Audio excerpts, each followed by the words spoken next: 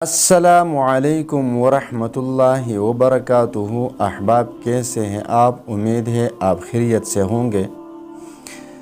تو آج آپ کو وظیفہ بتاؤں گا اولاد کے لیے، جس کا کوئی اولاد نہیں، جس کا نرینہ اولاد نہیں۔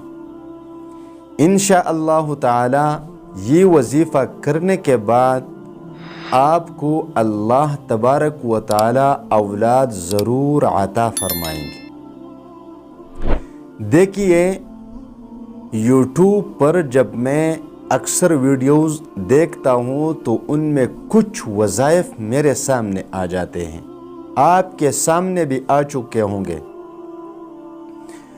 کہ اس کی تملیل پر عجیب عجیب قسم کے دعوے آپ کو نظر آئیں گے۔ یاد رکھیے، للہ ملک السماوات والارض یخلق ما یشاء یہب لمن یشاء اناثا ویہب لمن یشاء الذکور او یزوجہم ذکرانا واناثا ویجعل من یشاء عقیما انہ علیم قدیر۔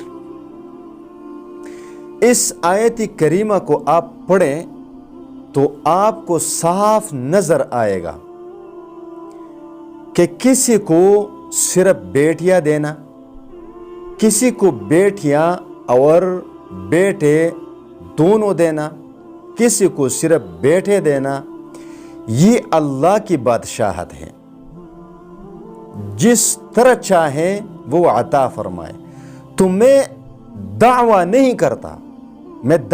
کرتا، میں صرف ہر ویڈیو میں بتاتا ہوں کہ اللہ کے خزانوں سے لینے کا طریقہ بتاتا ہوں، اللہ تعالیٰ کی رحمت اپنی طرف متوجہ کرنے کا طریقہ بتاتا ہوں کہ اللہ تبارک و تعالیٰ کی رحمت ہماری طرف متوجہ کیسے ہوگی، اور جب اللہ تبارک و تعالیٰ کی رحمت ہماری طرف متوجہ ہو جاتی ہے تو پھر وہ کچھ اللہ تبارک و تعالیٰ عطا فرماتے ہیں جو ہمارا مقصود ہے۔